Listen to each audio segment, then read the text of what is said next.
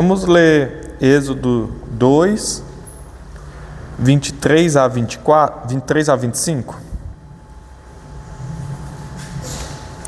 Êxodo 2, 23 a 25. Vamos todos ler a uma só voz? Êxodo 2, 23 a 25. Descorridos muitos dias, morreu o rei do Egito. Os filhos de Israel gemiam sobre a servidão e por causa dela clamaram, e o Senhor, ouvindo Deus o seu gemido, lembrou-se da sua aliança com Abraão, com Isaque e com Jacó, e viu Deus os filhos de Israel e atentou para a sua condição. Então, este momento Moisés tem nascido e Deus então escuta o clamor do povo e ele vai agir, por intermédio de seu servo Moisés. Nós observamos já alguns conceitos básicos. Primeiro, que nós devemos sempre estar em mente, e vamos passar por isso de novo, a supremacia de Yahvé, que é o Senhor, sobre as divindades pagãs, a lei mosaica como a constituição religiosa e social para Israel, o Êxodo como acontecimento da redenção do Israel antigo e a presença de Deus simbolizada pelo tabernáculo.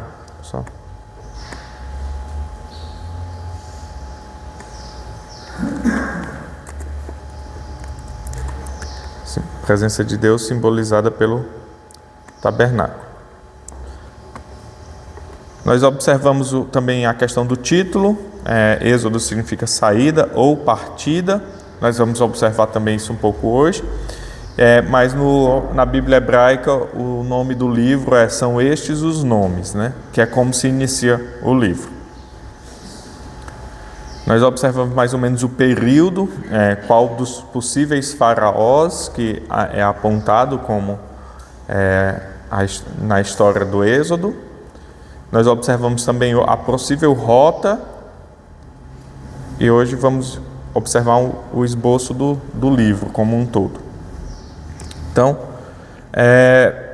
primeiro o livro se inicia demonstrando Israel no Egito, o povo de Deus ainda no Egito. E ele vai mostrar algumas cenas para nós, como se fosse um filme. Ali há momentos, um momento do Egito, um momento no deserto, um momento no Sinai. Então, o primeiro momento desse livro é o povo no Egito, contando a história do que estava acontecendo no Egito, introduzindo quem é Moisés para os leitores, introduzindo o que estava acontecendo, como era o faraó, como era o povo, como o Senhor ele chama Moisés. Então, ele vai demonstrando essas cenas para nós em cada capítulo. Então, primeiro ele começa com a escravidão no Egito. No capítulo 1, ele vai falar sobre a escravidão e demonstrar também aquela questão que é muito importante para nós das escravas, Sifrá e Puá, que elas obedecem mais ao Senhor do que à ordem do faraó e não executam ali os filhos das hebreias, das mulheres israelitas, das mulheres que estavam ali. Então ele manda executar todo o filho homem e elas não o fazem, Aqui depois a segunda cena vai demonstrar o nascimento e a juventude de Moisés, também ponto muito importante. Se nós abrirmos aí no capítulo 2 até o capítulo 4, vamos ver o início do capítulo 2. Foi-se um homem da casa de Levi e casou com uma descendente de Levi. E a mulher concebeu e deu à luz um filho. E vendo que era formoso, escondeu por 3 meses. Não podendo, porém, escondê-lo por mais tempo, tomou um cesto de junco, calafetou com betume e piche, e pondo nele o menino, largou-o no carriçal à beira do rio. A irmã do menino ficou de longe para observar o que lhe haveria de suceder. Desceu a filha de Faraó para se banhar no rio. suas donzelas passeavam pela beira do rio. Vendo ela o cesto no carriçal, enviou a sua criada e o tomou. Abrindo, viu a criança, e eis que o menino chorava. Teve compaixão dele e disse: Este é menino dos hebreus. Então disse sua irmã, a filha de Faraó, que é a irmã de Moisés: Queres que eu vá chamar uma das hebreias que sirva de ama e te crie a criança? Respondeu-lhe a filha de Faraó: Vai. Saiu, pois, a moça e chamou a mãe do menino. Então lhe disse a filha de Faraó: Leva este menino e cria-mo. Pagar-te-ei o teu salário. A mulher tomou o menino e o criou. Sendo o menino já grande, ela trouxe a filha de Faraó, da qual passou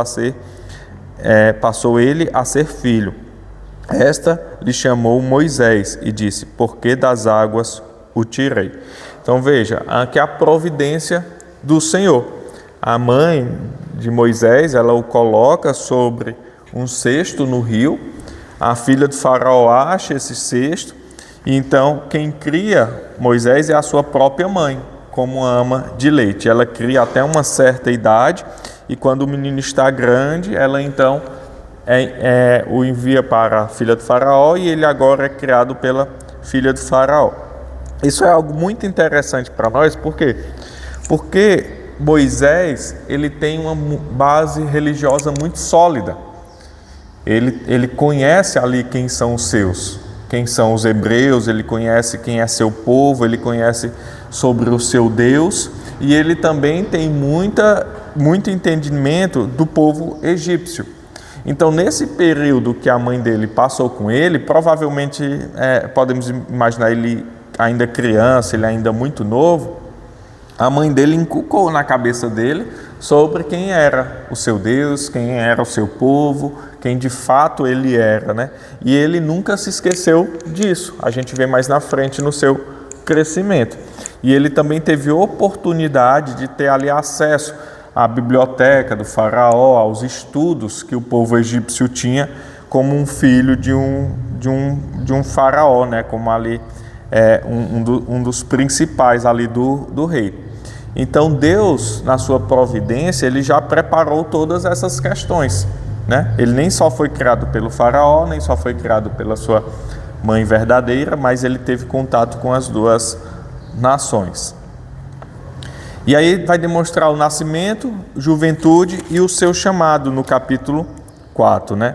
A gente observa, ou no capítulo 3, a gente pode observar aqui um pouco mais à frente, no capítulo 3, a partir do verso 1 até o 6. Alguém pode ler?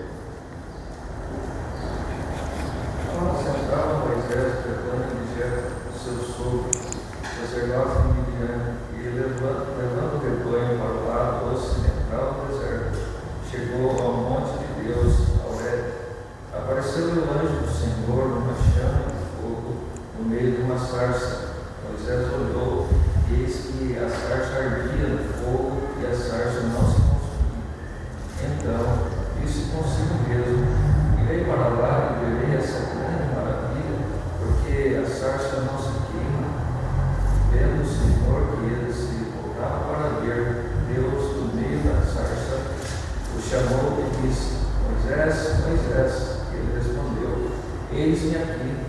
Deus continuou: Não te chegues para cá, tira as sandálias dos pés, porque o lugar em que estás é terra santa. Disse mais: Eu sou o Deus do teu pai, o Deus de Abraão, o Deus de Isaque e o Deus de Jacó.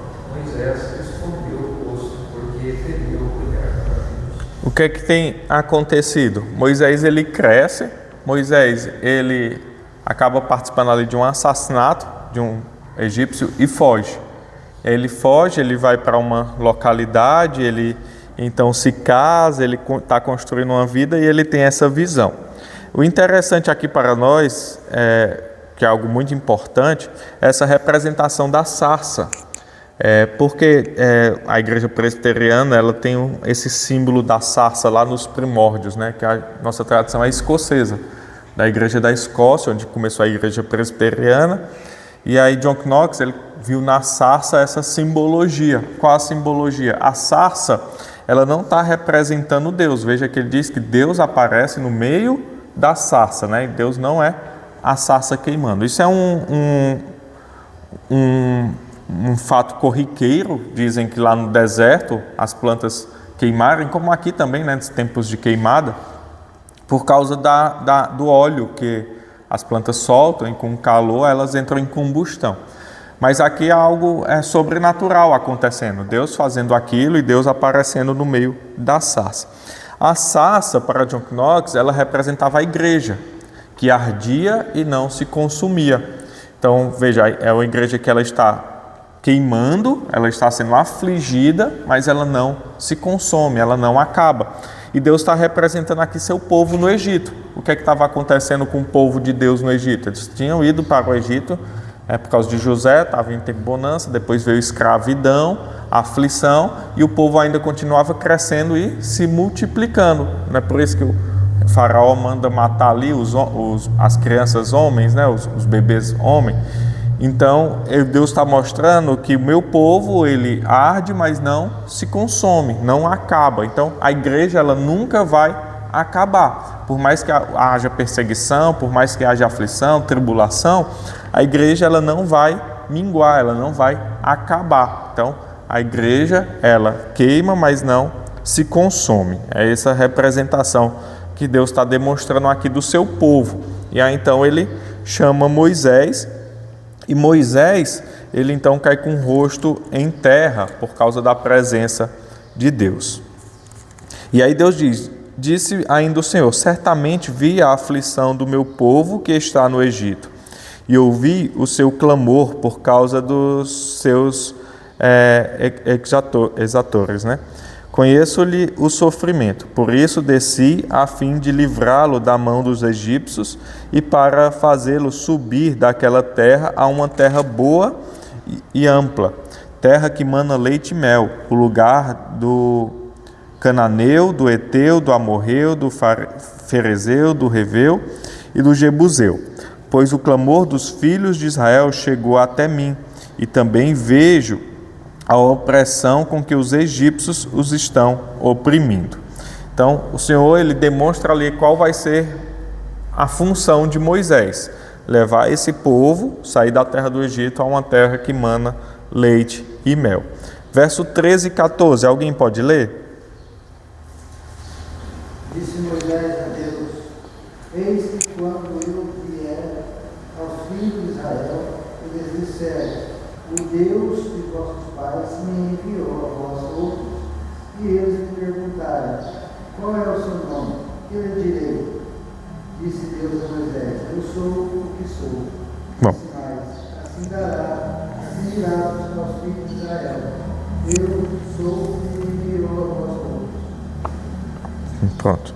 Então, aqui ele vai falar quem é ele, né? Quem é o Senhor. Esse eu sou o que sou é muito importante no entendimento das Escrituras. Deus, ele está falando aqui que ele é o que é, né? É tipo assim, ou eu serei o que serei. É meio que uma frase sem tempo. É o que está sendo. Ele é como se ele estivesse falando passado, presente e futuro. Eu serei o que serei, eu sou o que sou, eu estou sendo, eu sou o que estou sendo. Então, Deus, ele se coloca aqui fora do tempo. Eu sou esse Deus, o que fiz, o que faço e o que farei. Então é o que vocês podem confiar. Então Deus se demonstra com isso. Eu sou. Quem é você? Eu sou. É o que estou, é o que existo. Então isso é algo muito importante, por quê? Porque Cristo, ele vai se chamar assim também. Quando a gente vai para o Novo Testamento, ele diz: eu sou o pão da vida, eu sou a porta, eu sou o pastor. Então esse eu sou, quando um hebreu escutava, quando um israelita escutava, ele já ia com a mente para essa passagem do Antigo Testamento. Eu sou. Epa, peraí. Eu sou. Aí eles já reconhecem o que Cristo está querendo dizer com aquilo. Ele já se reconhece que Cristo está demonstrando ali a sua divindade. Ele está demonstrando ali algo muito maior do que simplesmente, eu sou o pão. Ele não quer dizer só isso. Ele quer dizer que ele é o pão da vida. Que pão da vida é esse? Aí, a partir do momento que o hebreu ele ia lá para o Êxodo, nessa parte do eu sou, ele também, quando escutava eu sou o pão, ele ia para o maná. Só um minutinho aqui.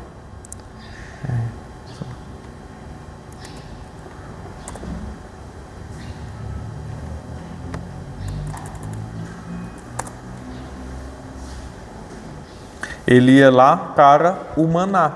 Então, quando Cristo diz, eu sou o pão da vida, então é um pão que não vai acabar, que não vai trazer fome de novo, porque aquele pão que vossos pais receberam, ele acabava, eles tinham fome de novo.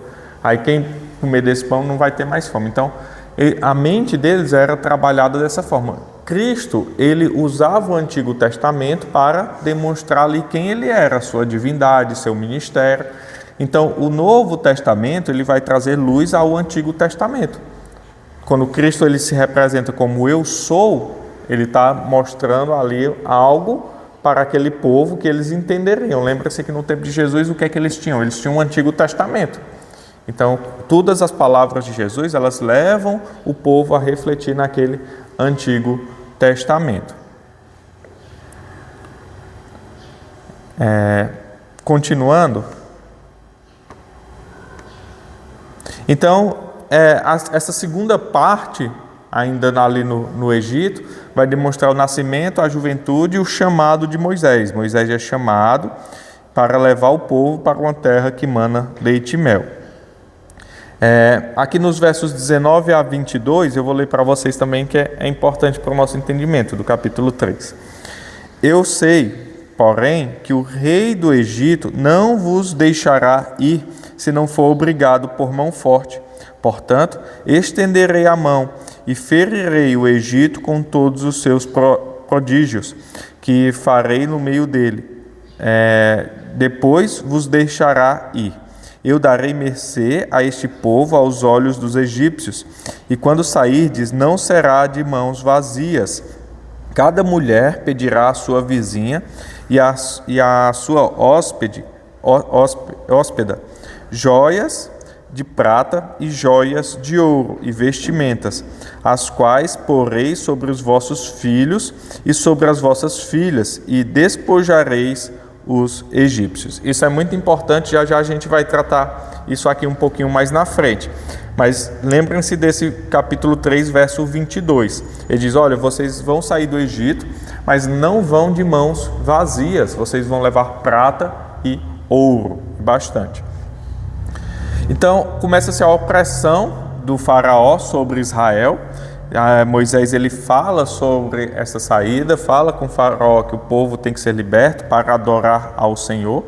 O faraó então começa a oprimir o povo. Eu vou tratar aqui também outra questão, já a gente volta, ou a aula que vem. A aula que vem eu vou tratar sobre as 10 pragas, também é importante para o nosso entendimento. E aí, no verso 6, ele dá a genealogia, no capítulo 6, desculpa, a partir do 14, genealogias de Moisés e Arão. Então, ele coloca aqui mais uma genealogia. Porque o que é que ele está tratando lá no capítulo 1? São estes os nomes dos filhos de Israel que entraram com Jacó no Egito. Então, ele está tratando sobre um povo que saiu do Egito, e a genealogia é muito importante.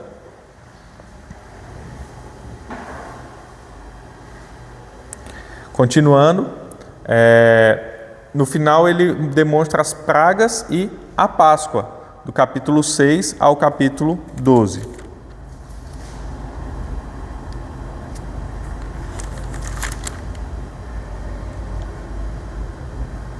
Só um minuto.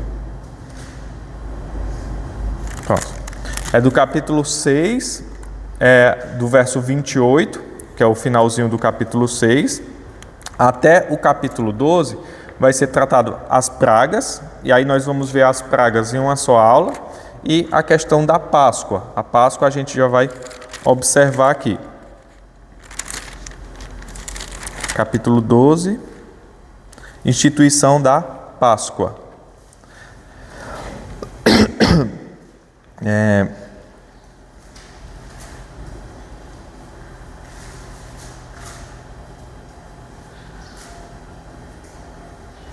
Alguém pode ler do verso 14 ao verso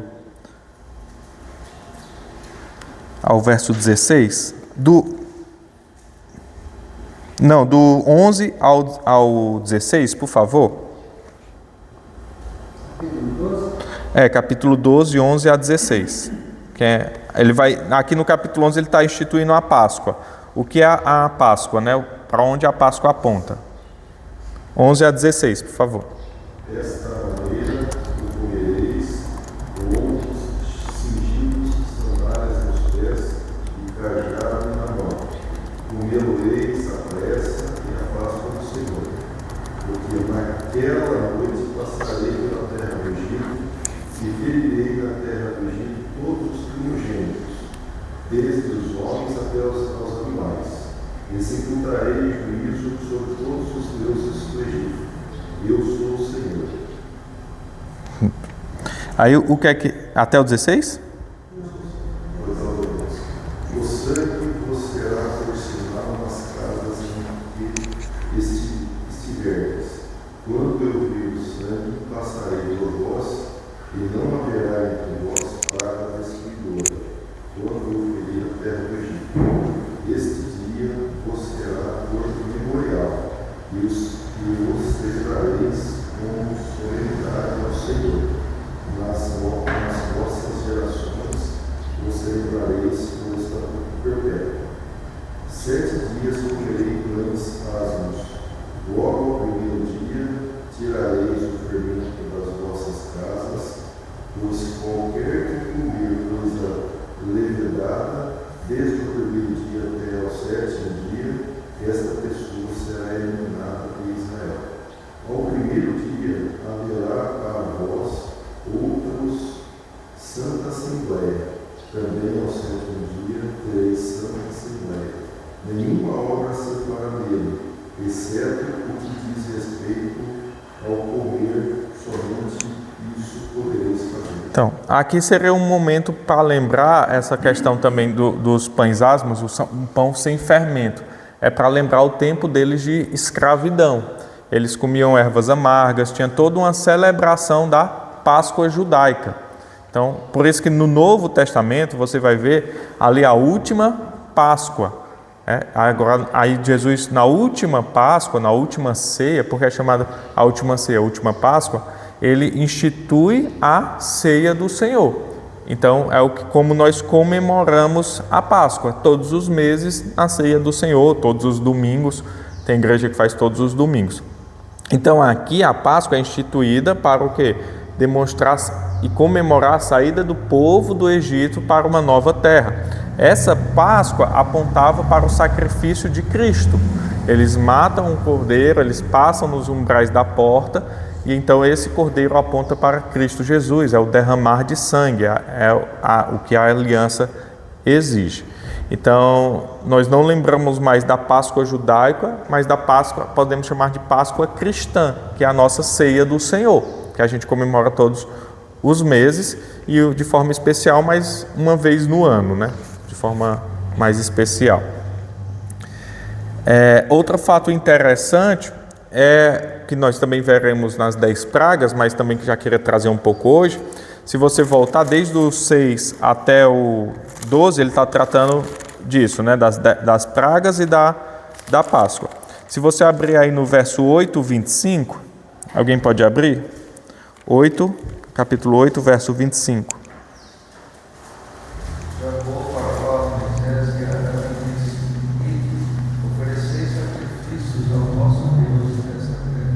Então, o que é que nos chama a atenção nesse primeiro ponto, em que começam-se as pragas? O que é que o faraó disse? Podem adorar o Deus de vocês. Mas o que é que Deus tinha ordenado a Moisés? Vocês vão sair do Egito e vão para uma terra que mana leite e mel. É lá que eu quero ser adorado. Aí o faraó disse: não, vocês podem adorar a Deus aqui. Mas era isso que Deus exigia do seu povo? Não. E aí então não deu certo. As pragas continuam. Em um segundo momento, agora o 28. 8:28. Então disse o faraó: deixar-vos-ei ir para que ofereçais sacrifício ao Senhor, vosso Deus, no deserto, somente que, saindo, não vades muito longe, orai também por mim. Agora ainda melhorou. O faraó disse: pode ir adorar, pode sair aqui das redondezas, pode ir ali e orar até por mim, que eu estou precisando. Só que não foi isso que Deus exigiu do seu povo. Deus exigiu que o povo fosse para o lugar que ele mostrasse, adorar da forma que ele mostrasse. É isso que no final lá de Êxodo nós vamos ver. O tabernáculo, tudo ali sendo feito detalhadamente como Deus exige que faça. Então Deus disse: olha, eu quero que vocês me adorem, mas eu quero que vocês me adorem do jeito que eu estipular e onde eu estipular. Aí o faraó disse: podem adorar a Deus aqui. Aí eles: não. Aí Deus diz: não. Podem adorar, podem sair um pouquinho, mas não vá muito longe e ore até por mim. Deus disse: não.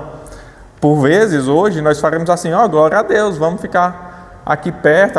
Ele até estamos ganhando ele para Jesus, né? Mas não é isso que Deus exigiu. Isso cabe em nós como? Quando a gente tenta moldar o culto a Deus para agradar todo mundo. Então muitas igrejas têm feito isso hoje. Elas mudam o culto para agradar a todos. É o que o faraó queria. Saiam um pouquinho, não vão muito longe, e aí vocês até me ganham. Orem até por mim. Mas Deus não permitiu. Agora o 10, 8-11. Capítulo 10. Então Moisés e Arão foram conduzidos à presença do faraó. E lhes disse: ide, servi ao Senhor vosso Deus. Porém, quais são os que iam de ir? Moisés lhe respondeu: havermos de ir por nossos jovens, por nossos velhos, por nossos filhos e filhas, por nossos rebanhos e por nossos gados, havermos de ir, porque de celebrar a festa do Senhor. E propôs ao faraó: seja o Senhor convosco. Caso eu por deixar, nos deixe as crianças e pois não me conosco mais a Deus. Então, o que é que está acontecendo aqui? Ele fala assim,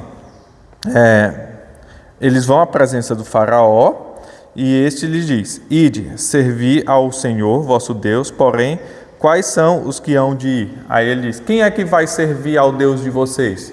Quem é que vai para essa terra? Quem é que vai adorar o Deus de vocês? Ele diz: todo mundo. Homem, mulher, velho, criança, animal, todo mundo aqui faz parte do povo de Deus. E aí, o que é que o faraó responde? Não há de ser assim. Ide somente vós, os homens, e servi ao Senhor. Então, não vai mulher, não vai jovem, não vai criança. Isso aqui também é algo muito importante para o povo de Deus. Por quê? Porque a adoração não é somente dos homens, a adoração não é somente dos adultos, mas o Senhor trata como uma família da aliança. Então, quem é que estava na congregação nos momentos de adoração a Deus? Quem é que se apresentava diante de Deus? Homens, mulheres e crianças. Homens, mulheres e crianças. Sempre foi assim. Veja que o Senhor não permite que vá só os homens. O Senhor não permite que vá só um grupo específico, mas Ele quer que todos vá para o local onde Ele mostrou e o adorem.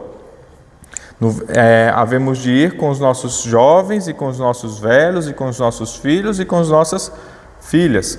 E aí, no momento final, no 10:24, ele ainda tenta mais uma vez e diz: então o faraó chamou Moisés e lhe disse: ide, servi ao Senhor, fique somente o vosso rebanho e o vosso gado, vossas crianças irão também convosco. E mesmo assim o Senhor ainda não permite, Ele quer que vá tudo. O Senhor prometeu, pertence ao seu povo, e Ele prometeu que o seu povo ia sair de lá com uma herança do Egito, com bens do Egito. Então Ele quer que tudo seja como Ele falou. Veja como o Senhor trata o povo de Deus não como um indivíduo, mas como uma sociedade completa, é uma família. homens, mulheres, idosos, jovens e crianças perante o Senhor. Isso é muito utilizado na nossa teologia de culto da aliança, pois nós somos aliancistas e o Senhor está tratando aqui como uma aliança. Quem pertence e quem deve adorar ao Senhor? Velhos, jovens e crianças. Então, essa é a família da aliança. A segunda parte do livro vai demonstrar agora a jornada do Egito ao Sinai. Nós veremos depois as 10 pragas, quando o Senhor liberta. Então, eles saem do Egito e agora começa-se uma jornada. O êxodo do Egito, a saída do Egito, a partida do Egito, do capítulo 12, 37 até o 14, 31. Depois nós observamos no capítulo 15 o cântico de Moisés.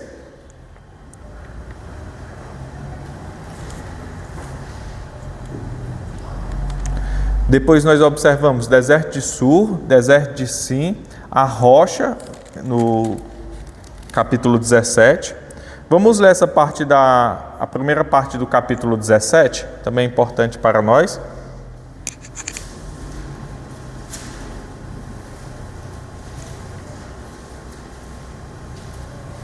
Não, no 16 também é importante, que é o maná. Vamos voltar um pouquinho no 16.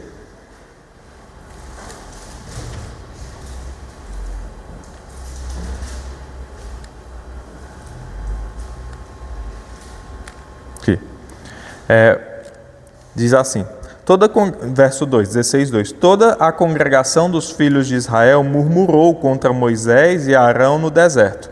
Disseram-lhes os filhos de Israel: quem nos dera tivéssemos morrido pela mão do Senhor na terra do Egito, quando estávamos sentados junto às panelas de carne e comíamos pão a fartar, pois nos trouxestes a este deserto para matardes de fome toda esta multidão. Então veja, o povo, lembra lá no deserto, porque o Senhor escutou o clamor do povo, que estava orando, clamando ao Senhor para que saíssem do deserto, do Egito, porque eles estavam sendo afligidos, porque eles estavam sendo escravos. O faraó estava matando os filhos homens, os bebês assim que nasciam, deu ordem às parteiras para que os hebreus não se multiplicassem.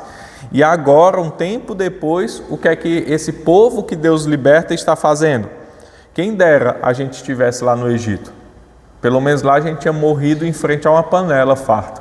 Pelo menos lá a gente estava sendo afligido, mas pelo menos a gente tinha comida. E aqui a gente vai morrer de fome. Então, veja que o povo de Deus, ele tem sempre vai ter na Escritura esse sentimento de dúbio, assim,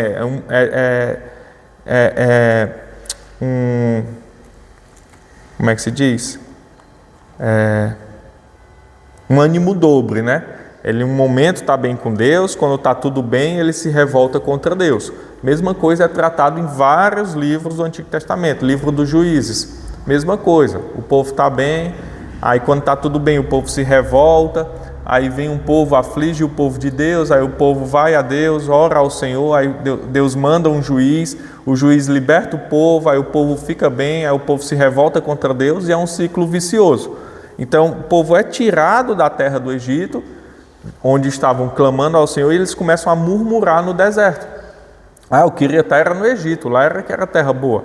E então o Senhor vai tratar esse povo no deserto, né? Verso 4 ele diz, Então disse o Senhor a Moisés: Eis que vos farei chover do céu pão, e o povo sairá e colherá diariamente a porção para cada dia, para que eu ponha à prova se anda na minha lei ou não. Então por que é que o povo recebeu o maná do céu? Para que eu ponha à prova se anda na minha lei ou não. Então Deus está provando o seu povo, aquele povo que estava murmurando. Deus, ele põe este povo à prova. Como? Dando alimento a esse povo. O que é que esse povo quer? Eles querem me adorar mesmo ou eles querem outra coisa? Isso o Senhor vai tratar também, o Senhor Jesus, no Novo Testamento. ele constantemente coloca o povo à prova, demonstrando que muitos que o seguiam só estavam ali pelos benefícios de cura, de palavras de sabedoria, de milagres. E então, quando ele fala palavras duras, o que é que o povo faz? O povo vai embora, fica somente os 12. E aí Jesus diz, e vocês não vão embora também não? Então, aí eles dizem, para onde iremos se só tu tens as palavras de vida eterna, né? As palavras de vida eterna. Então, o Senhor, ele vai nos provando constantemente. Isso está lá em Tiago, isso está lá na primeira carta de Pedro. O Senhor nos coloca à prova constantemente. E aí, o que é que o Senhor faz? Ele dá o pão diariamente do céu ao povo, só que ele diz, olha, no 6º dia vocês vão colher em dobro e no 7º dia vocês descansarão. Nos outros dias vocês não podem colher muito, somente o necessário, para que ele dá essa ordem, então, mas o povo não escuta, o povo começa a colher muito, aquilo começa a apodrecer, aquilo começa a dar bichos e então doenças. Então o povo não escuta o Senhor, o povo está mais pelos benefícios ao Senhor. Outra questão, agora chega no capítulo 17, Deus então vai provando o seu povo. Tendo partido, capítulo 17, toda a congregação dos filhos de Israel no deserto, de Sim, fazendo suas paradas segundo o mandamento do Senhor, acamparam-se em Refidim, e não havia ali água para o povo beber. Contendeu, pois, o povo com Moisés e disse, dá-nos água para beber. Respondeu-lhes Moisés, por que contendais comigo? Porque tentais ao Senhor? Tendo aí o povo sede de água, murmurou contra Moisés e disse, por que nos fizeste subir do Egito para nos matares de sede? Agora já é outro problema. Antes era fome, era melhor a gente estar no Egito. Agora a gente está com sede, era melhor estar no Egito, lá pelo menos tinha água. A nós, e a nossos filhos e aos nossos rebanhos. Então clamou Moisés ao Senhor, que farei a este povo? Só lhe resta apedrejar-me. Respondeu o Senhor a Moisés, passa adiante do povo, toma contigo alguns dos anciões de Israel, leva contigo em mão o bordão com que feriste o rio e vai. Eis que estarei ali adiante de ti sobre a rocha em Horebe. Ferirás a rocha e dela sairá água e o povo beberá. Moisés assim o fez na presença dos anciões de Israel. E chamou o nome daquele lugar Massá e Meribá, por causa da contenda dos filhos de Israel, e porque tentaram ao Senhor, dizendo, está o Senhor no meio de nós ou não? Olha o que o povo falava, Deus está com a gente ou não? Porque a gente está com fome, a gente está com sede, cadê Deus? Eu acho que Deus não está com a gente não. Então veja como o povo tem esse sentimento para com o Senhor, né? Enquanto está tudo bem, enquanto o Senhor está nos dando comida, glória a Deus. Enquanto eu passo necessidades, eu falo contra o Senhor. Eu vou ali acusar o Senhor de não estar cuidando de nós, né? Pode falar. Oi? Oi?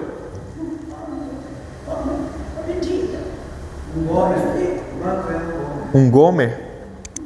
Essa é a parte do Êxodo.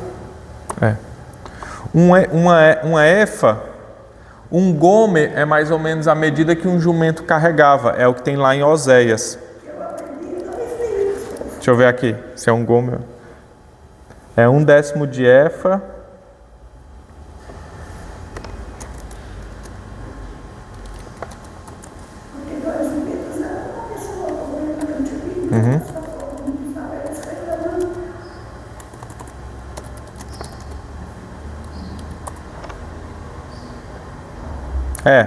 De 2 a 4 litros.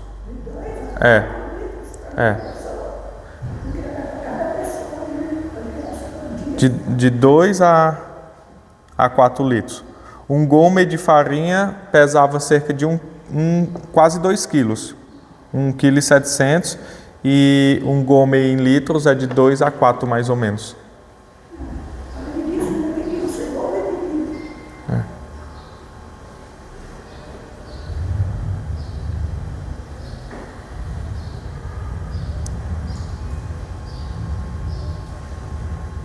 É isso.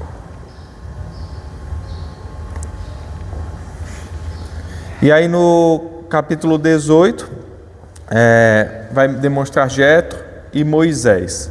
E a nomeação ali dos auxiliares e tudo. Deixa eu acelerar para ver se a gente termina essa parte hoje do esboço do livro. Então, na terceira parte, agora, então, primeira parte é o povo no Egito, segunda parte é o povo, a saída do povo no Egito, a terceira parte é o povo no Sinai, no Monte Sinai. Então, do capítulo 19 ao 24, vai demonstrar o povo no Sinai. Então, há os preparativos para a aliança, no capítulo 19.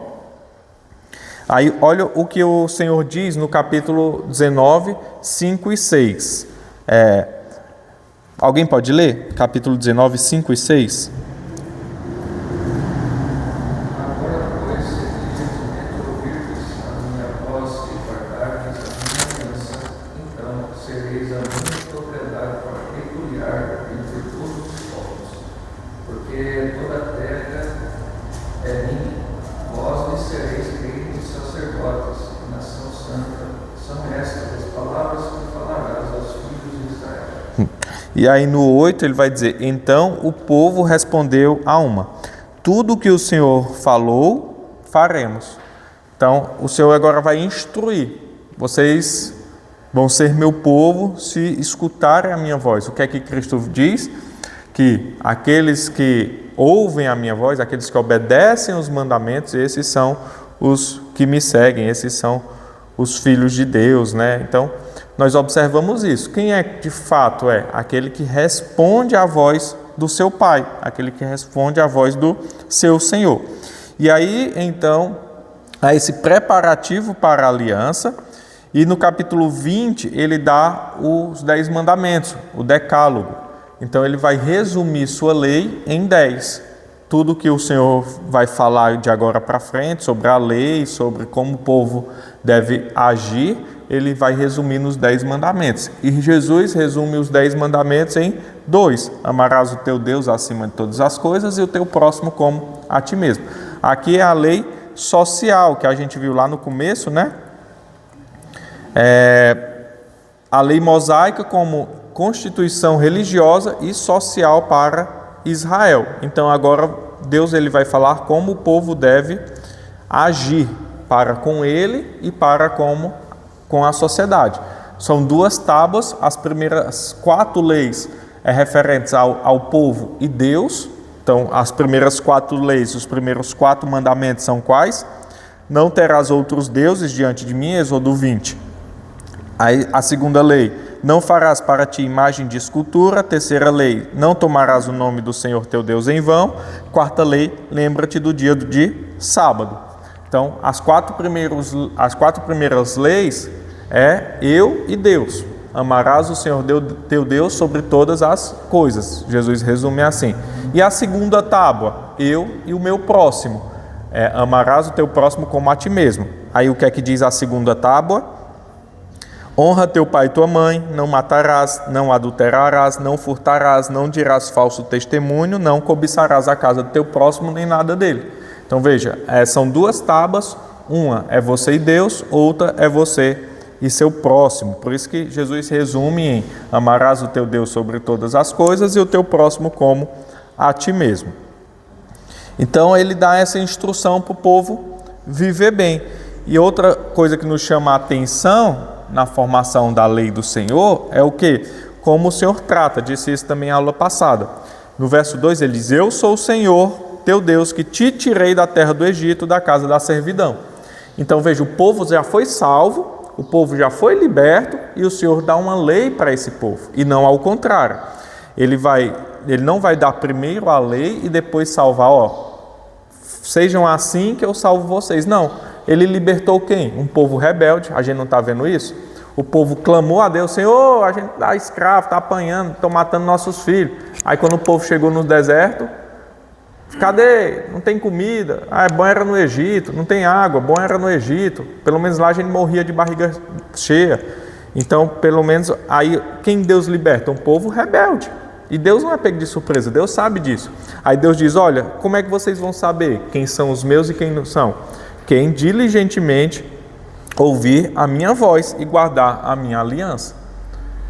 Por quê? Mas ele já salvou esse povo. Então, como é que nós comprovamos quem nós somos? Quando nós obedecemos ao nosso Deus. Nós não estamos fazendo isso para sermos dele. Nós estamos comprovando que nós somos dele. Apesar das nossas falhas, apesar dos nossos erros e acertos, nós pertencemos ao Senhor. Então, ele está demonstrando. Como é que eu vou saber quem é cristão e quem não é? Quem escuta a voz de Deus? Quem obedece os mandamentos de Cristo? Quem faz isso? Em retribuição ao que ele já fez. Lembra lá que ele fala que mandou no capítulo 16, para que eu ponha à prova se andam na minha lei ou não. Por que é que Deus deu o maná? Para pôr à prova. Ele age com graça, mas está pondo à prova. Às vezes Deus pode fazer assim. Por exemplo, tem muitas pessoas que recebem uma bênção e eles fazem o quê? Eles abandonam a igreja, abandonam tudo, e só estava ali no momento de dificuldade. Aí do verso 20 ao 23, o código da aliança, e capítulo 24, a retificação da aliança.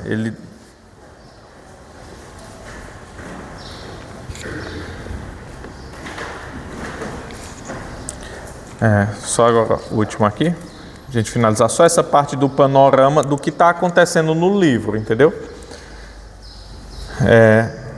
A retificação da aliança. Aí do verso 24, ou do capítulo 25 ao 40, ele vai demonstrar o tabernáculo.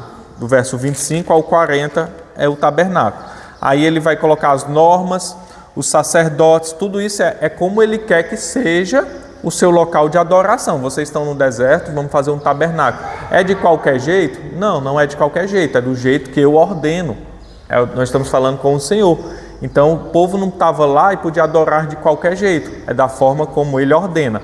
Aí o Senhor vai dar as normas, versos 25 capítulo 25 a 27. Os sacerdotes, como eles vão agir, capítulo 28 e 29. Os utensílios, os artesões do sábado. Aí a quebra da aliança e o bezerro de ouro. Capítulo 33 mostra o Senhor e Moisés. 34, a renovação da aliança, ele faz a aliança, renova essa aliança. Aí 35 a 38, a construção do tabernáculo. Verso 39, ele ordena as vestes sacerdotais, como ele quer que o sacerdote que vá servir ele se vista. E então a conclusão de tudo, né?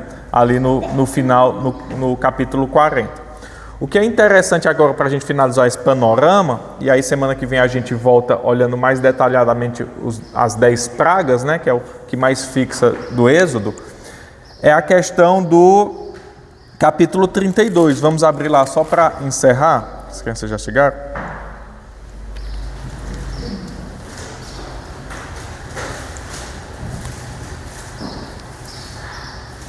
Olha o que diz o verso 1.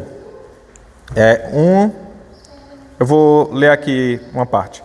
Mas vendo o povo que Moisés tardava em descer do monte, acercou-se de Arão e lhe disse: levanta-te, faze-nos deuses que vão diante de nós, pois quanto a este Moisés, o homem que nos tirou do Egito, não sabemos o que lhe terá sucedido. Disse-lhes Arão: tirai as argolas de ouro das orelhas de vossas mulheres, vossos filhos e vossas filhas, e trazei-mas. Então todo o povo tirou das orelhas as argolas e as trouxe a Arão. Então o que é que ele vai fazer aqui? O bezerro de ouro. Lembra lá do comecinho, quando a gente leu? Deus disse o que? Olha, vocês vão sair do Egito. Alguém leu 3:21? Capítulo 3:21?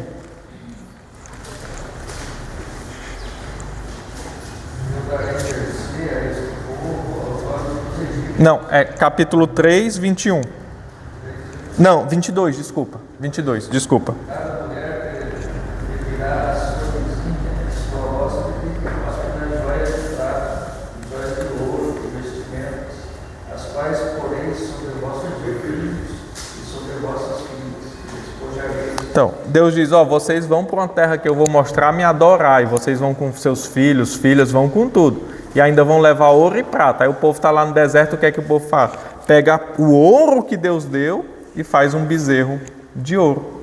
Então veja, as coisas que Deus nos dá, nós fazemos ídolos. Então aqui é o que Deus está mostrando, desde que o povo saiu do deserto, é um povo rebelde, um povo que reclama, um povo que quando está em bonança, abandona Deus. E a bênção que Deus dá, o povo faz um bezerro de ouro. Arão diz, ó, pois me dá aí o ouro que vocês têm, que estão com os vossos filhos, que está nos brincos de vocês, aí os utensílios de ouro.